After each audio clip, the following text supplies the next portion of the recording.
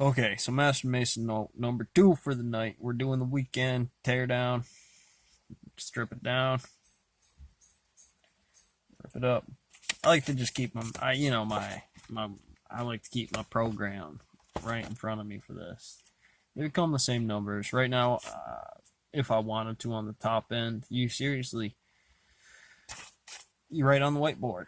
That was my hits for the day. And at the end of the day, at the back end, snatch up that clipboard, throw it in your bag. Out the door you go. Every night, throw it up in the morning.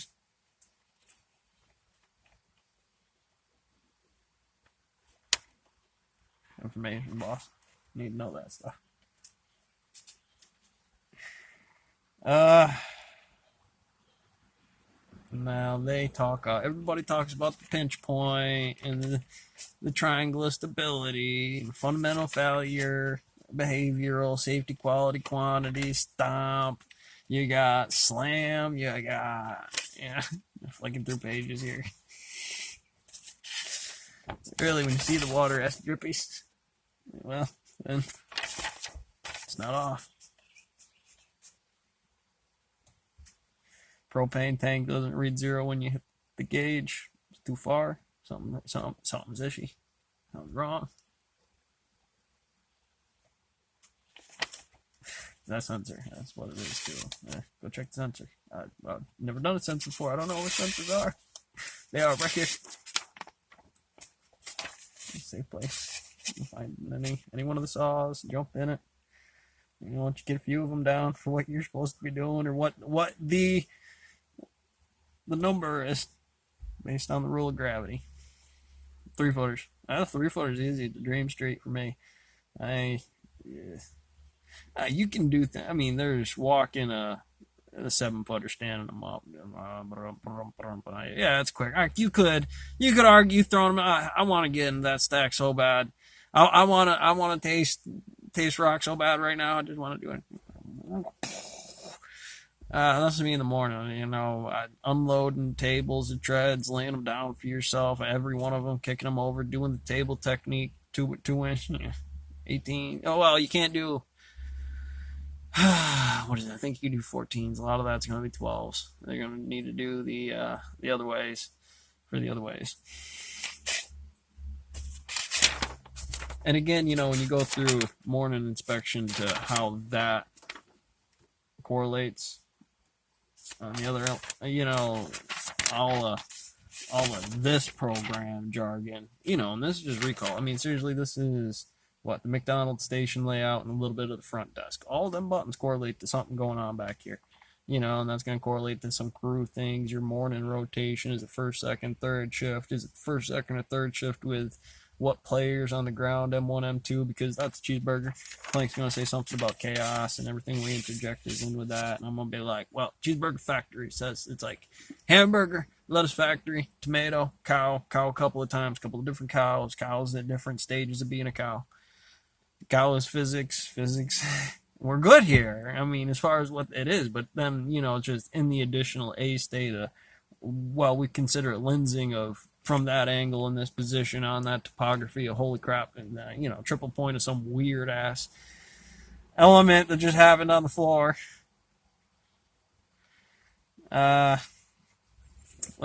Kicking it around. What's the bunk operation? Should be 2 or 3 sets and you're totally squared off, and that'll run 16, 18, 20 in a block, and then you set up block because somebody pulled you out or something. I don't know. I'm flipping through pages. I'm in here looking at the box. Because when you're doing it, sometimes it's hard to figure out which of the individual box you want. All right, so it's the same thing different. It's got a front and back. It's got some symmetry. What am I trying to do with it? There's time.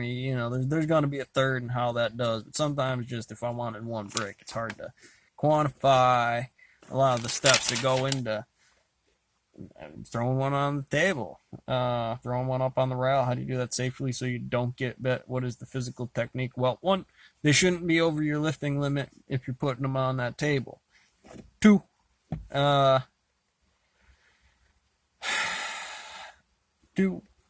that air crane can definitely do 3-footers. So, you got to do 3-footers. If it's there to do it, it's the same mechanical operation. You're on front of it. As much as I'd like a workout, you can't get the workout. That's on somebody's standard to do what it is. I mean, in terms of finger bitings and things like that, everything on by you. Everything on her. She likes to nibble. You gotta be careful with her. You love her, but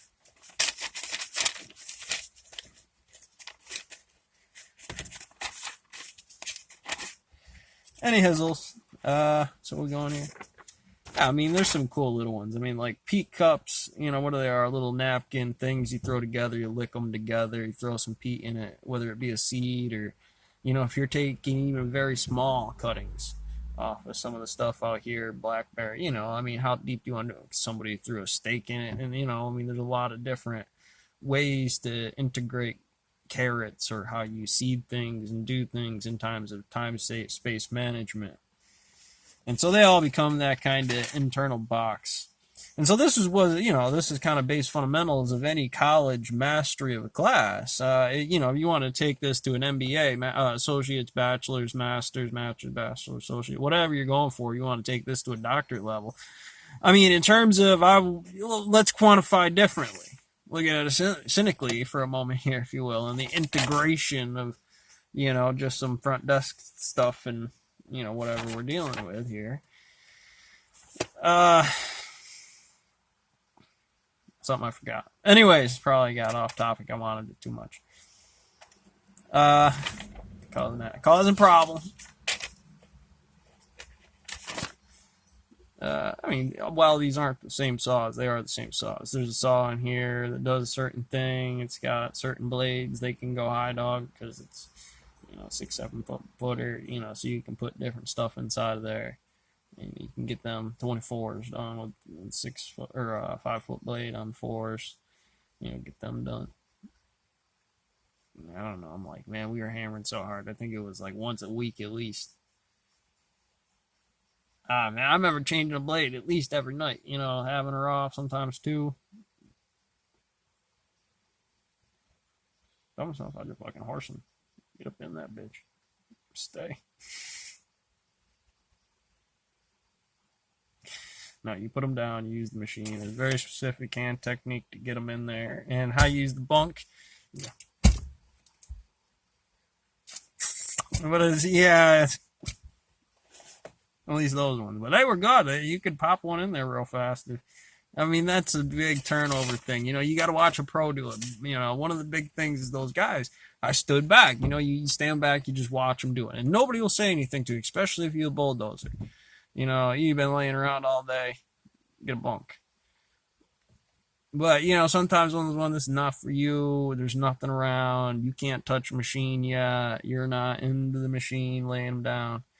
Once you got it, I mean, that's what you expect that ground guy to do. Hey, whoa, stop. Things are a miss until you get it lined up. Then that shouldn't be too much worry about. I'm on this, you're on that. That's what that becomes, because gravity will not allow things otherwise, unless they are otherwise. Because if things should so happen to have to do things differently, you do things differently under the same rules. Everything kind of copacetically works out to that number and position. I mean, I'd love to take a crack at it, but right now, like I said, I'm still working the individual thermaler's position in terms of what it is. We're just still mapping out what that is and ground guy apprentice master.